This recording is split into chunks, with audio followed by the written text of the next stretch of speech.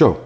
Ir klāts Ziemassvētku laiks, jaunā gada laiks, un ar ko mums asociēs Ziemassvētku un jaunais gads? Dažiem ar ģimeni, ar svētkiem, ar kopā pavadīšanas laiku.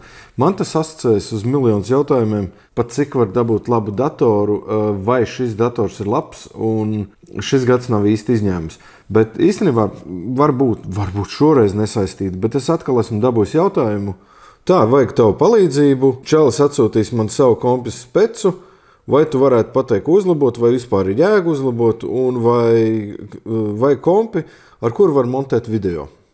Par cik atšķirībā no datoriem un datoru tehnoloģijām un datoru tehniskajiem aprīkojumiem pa perifērijām un tam līdzīgi video rediģēšana man nav klāja pretīgi, un par to es neesmu tūkstošreiz runājis un skaidrojis cilvēkiem, kā es esmu programmētājs, nevis datortehniķis, un es datorus nepērku, man viņi neinteresē, un man nav nekā kopīga ar viņiem. Tāpēc es šoreiz uztaisīšu video, kurš ne ātri, ne vienkārši, bet lēni un pretīgi, un sarežģīti, un komplicēti, un nevajadzīgi daļrunīgi paskaidros jums, kādu vajag datoru video rediģēšanai.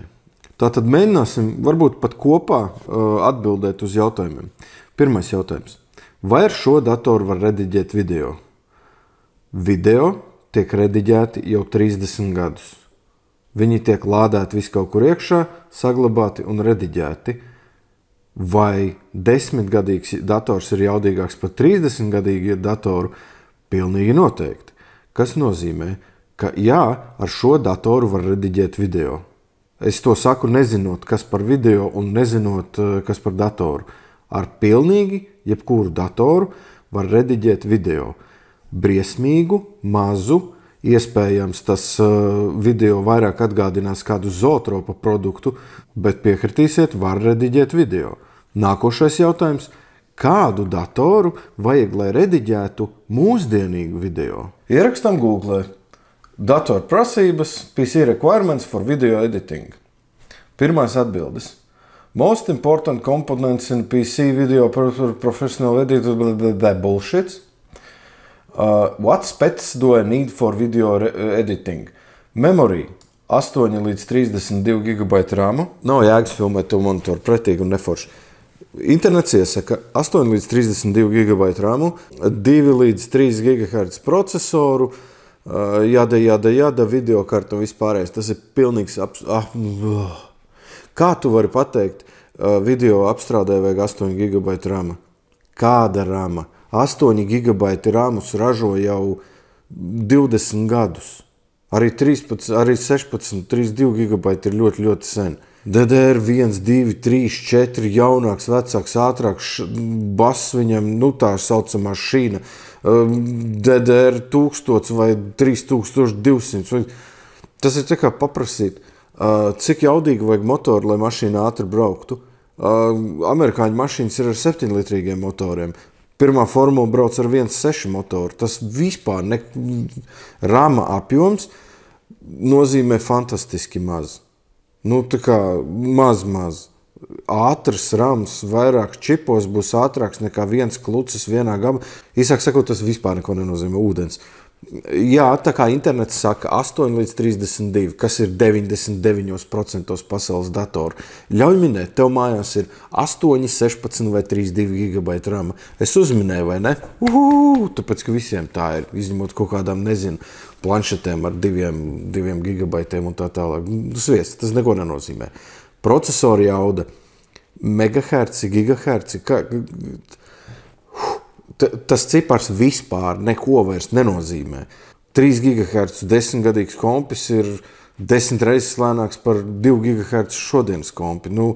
Arhitektūra, visas instrukcijas, kas tajā procesorā ir iekļauts, procesora paudze, tas nosaka kādu tur tā arhitektūra.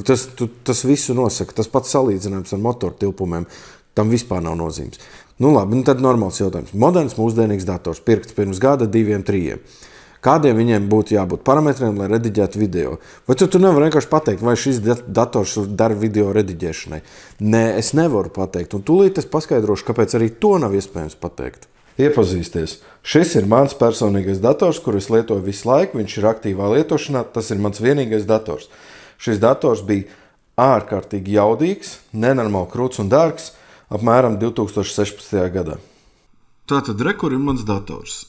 Intel i5 6500, 3,2 GHz, 16 GB RAM. Videokarte man ir Nvidia GeForce GTX 6600, kas, kā var redzēt, ir iznākusi 22. augustā 12. gadā. Tas ir 12 gadu atpakaļ. Un tas ir tās dators, ar kuru ir taisīti pilnīgi visi mani YouTube video. Skaties, es lietoju tādu Vegas Pro 18.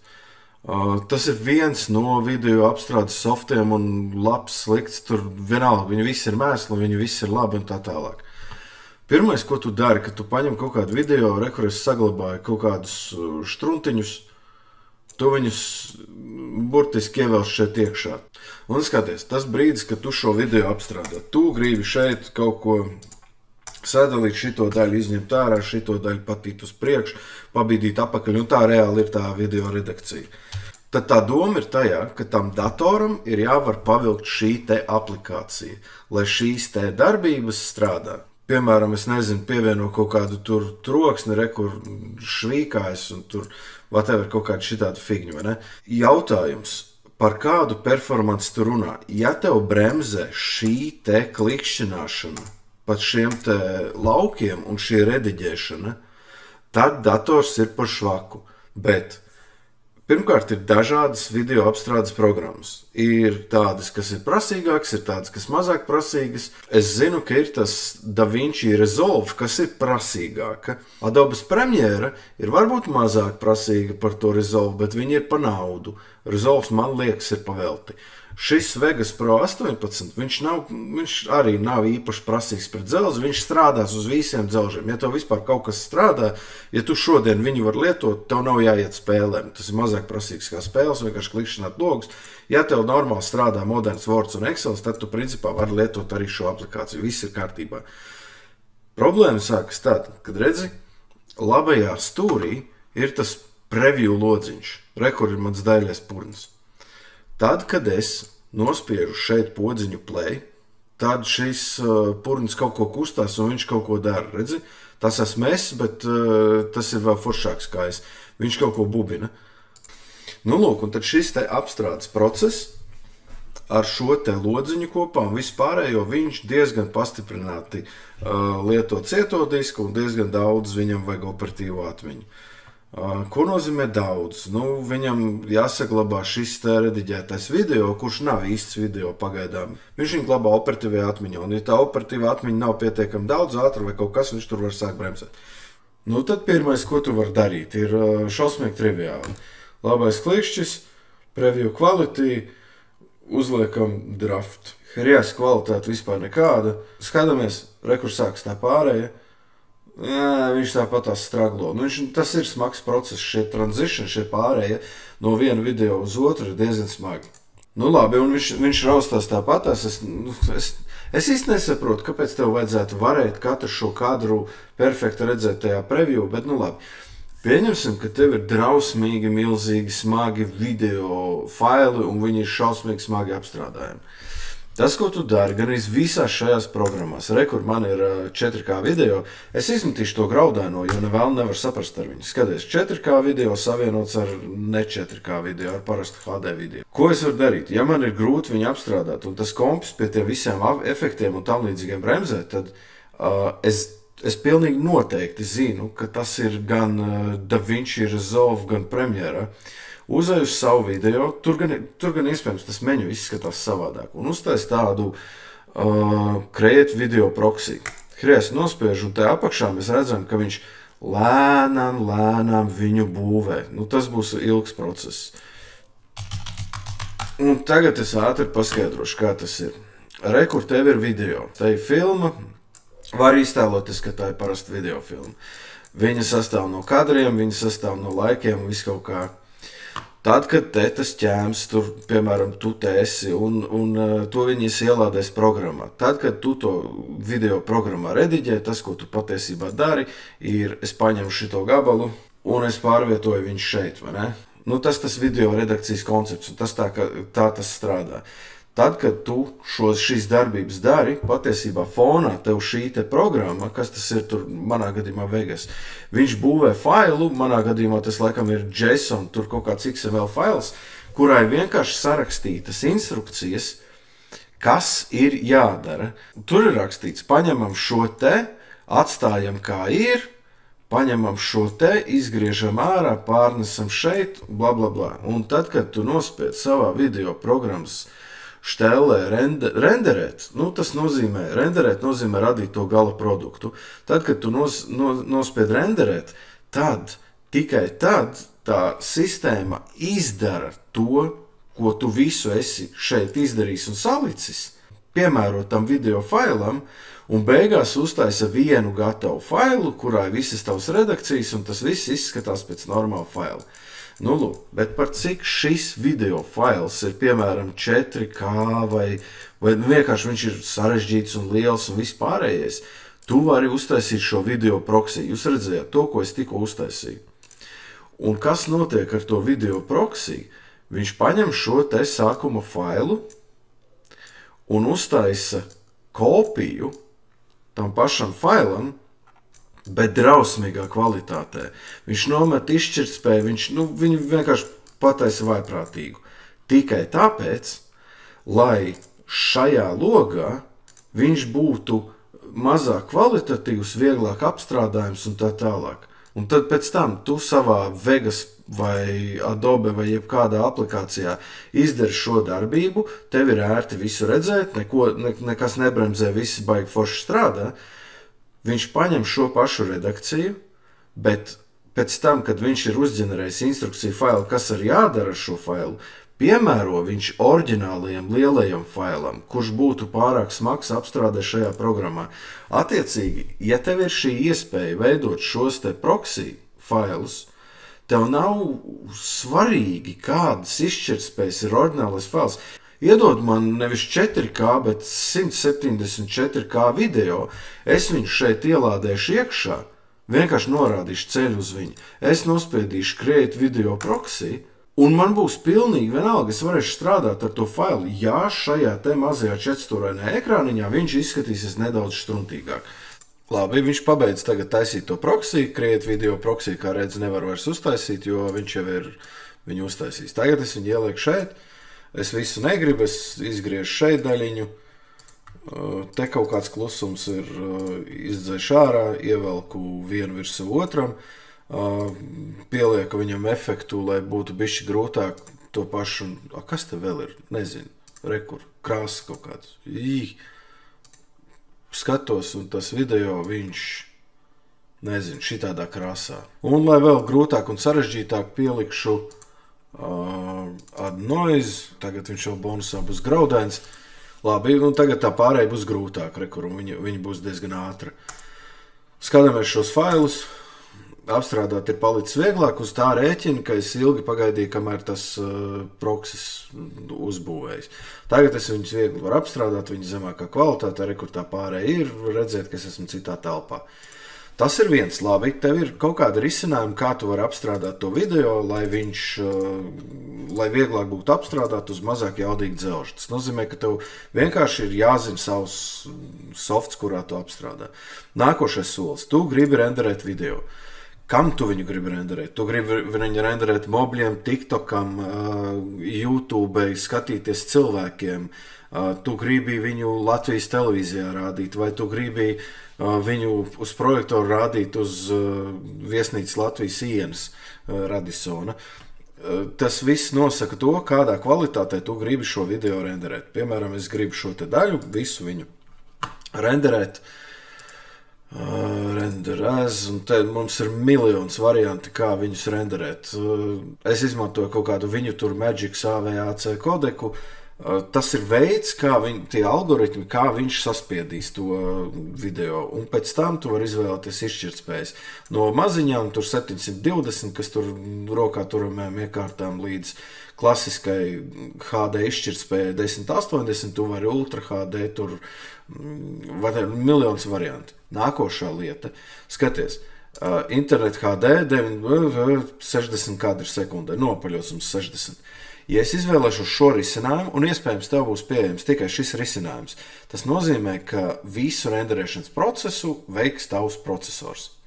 Ja tu izvēlēsi šo Nvenc, tas ir tas risinājums, ja tev ir Nvidias videokarte, tad tu vari izmantot to, ka tavs videokartes jauda un videokartes ar operatīvā atmiņu procesors parasti ir šausmīgi jaudīgs. Sevišķi modernām iekārtām fantastiski. Man ir 50-gadīga videokarte, un pat man videokarte renderē ātrāk kā tīri uz procesoru. Attiecīgi es izmantoju šo te videokartes, kur man viņu var šeit, un es renderēju. Un renderēšanas process, viņš ir diezgan lēns, skaties. Viņš rāda 1%, 2%, blablabla. Viņš iet ātri uz priekšu, tāpēc, ka man ir šausmīgi īsts tas video. Viņš ir 40, viņš ir kaut kādas sekundes. Tajā brīdī, kad tu renderēsi stundu garu video, tad viņš renderēsies ilgi. Tas var būt atkarībā no tā, cik daudz komplicētas izmaiņas tu šim video esi veicis, tas var prasīt pat vairākas stundas, kas nav nekāda problēma. Jautājums. Cik jaudīgu datoru man vajag video apstrādēji? Ja tu esi uzņēmums, tev maksā par stundām, un tu gribi uzņēmums, kurš maksā, ir ieinteresēts, lai tu darbu izdari pēc iespējas ātrāk, tev vajag jaudīgāku datoru, lai šis renderēšanas process notiek pēc iespējas ātrāk, attiecīgi loģiski lētāk. Jo jaudīgāks dators, jo ātrāk tas būs. Uzņēmums ir ieinteresēts, lai tev ir pēc iespējas jaudīgāks dators. Ja tu esi tāds amatieris kā es, vai tur bērniņš taisa sev TikTok video, viņš vienalga. Ja es gribētu, es varu atstāt uz nakti, ieslēgt kompu, uzlikt, lai renderēs, un no rīta viņš būs sarenderējis visu to video jebkurā gadījumā. Ja tev ir švakāks dators, kā manējais, tev vienkārši ir ilgāk jāpagaida līdz gala produktam. Nav tā, ka dēļ datora jaudas šis process nenotiks līdz galam. Viņš notiks, viņš tikai notiks lēnāk. Vai tu esi gatavs maksāt naudu, lai tā renderēšana notiek ātrāk? Varbūt esi, varbūt tev tas ir svarīgi, bet atbilde, kādu datoru vajag, lai es varētu nodarboties ar video apstrādi, viņas nav. Lūk, un tad jāsaprot tas, ka tajā brīdī, kad tu ģenerē to video, renderē, ģenerē, veido, saglabā, vienalga sauc to procesu kā gribi, viņš viņu saglabās tādā izšķirtspējā, kādu tu to gala rezultātu gribi. Ja tu, piemēram, filmē ceļojumu video, tu gribi atstāt ļoti profesionālu iespaidu, tev ir tur drona filmējumi, tev ir kaut kādi video ar to, kā tu tur brauc, vai tur staigā pa kaut kādiem kalniem un tam līdzīgi. Tu vari izdomāt, es gribu 4K video. Ņem vērā, ka tev visas atmiņas kartes būs pilnākas, tev vajag labāku tehniku, ar ko filmēt, bet labi, tā ir tava izvēle, tu to gribi, tu to dari. Statistiski ļoti maz cilvēku skatās 4K video. Es nevaru runāt par visiem, un es nevaru komentēt to, vai tas ir labi vai slikti, vai vajadzīgs vai nav vajadzīgs, bet katrā gadījumā es nekad neesmu filmējis un sevi apgrūtinājis ar 4K 1080. Visi fine, neviens nav sūdzējies, ka štruntīga kvalitāte. Šis video, piemēram, arī tieši šobrīd tiek filmēts 1080 izšķirtspējā. Lūk, un ja tu esi noskatījies tik tālu šo video, tad tu jau redzi, ka jautājums, kādu vajag datoru video apstrādēji, ir absurds, viņš ir praktiski neatbildams. Ņemot vērā, ka kāds ir tavs video, otrkārt, kādi ir tavi resursi. Ja tu esi ar mieru pagaidīt, tad tu vari ar jebkuru datoru rediģēt kvalitatīvus video, arī 4K izšķirtspējā. Savukārt, ja mēs runājam par aplikācijām, tad video rediģēšanas aplikācijas ir simtiem. Un viņām visām ir savas priekšrocības, savi mīnusi, ir cena, ir ātrdarbība, ir funkcionalitāte, bet es nevaru par viņām neko pastāstīt tā iemesla dēļ, ka es esmu tā nopietni lietojis tikai šo te Vegas. Pirms tam es ar Premiere ņēmos, bet Premiere bija pārāk, man nevajag tik daudz features un iespējas, es viņas neizmantoju. Jebkurā gadījumā, tajā brīdī, piemēram, iztēlosimies situāciju, ka tev bērns saka, es gribu taisīt sev un draugiem YouTube video, es gribu datoru priekš tām un man vajag jaudīgāku datoru. Ir tas mīts, ka video apstrādē vajag jaudīgu datoru? Nē, absolūti nē. Lai apstrādātu video, nav vajadzīgs jaudīgs dators, ir vajadzīgs jaudīgs dators, lai apstrādātu video ātri un maksimāli ērti. Bet lielākā problēma, kas būs tev, kas ir man, kas būs pilnīgi visiem, ja video ir neinteresants un tu taisi video taisīšanas pēc, un tev patiesībā nav informācijas, ko pasniegt, vai arī tu neesi LRT atraktīvs, Nav jēgas no tā. Šos video skatīsies ļoti maz cilvēku, un tu vari vainot savu dzelzi caurām dienām, bet ne dzelzi ir problēma. Vai ar tavu veco datoru var rediģēt video? Var.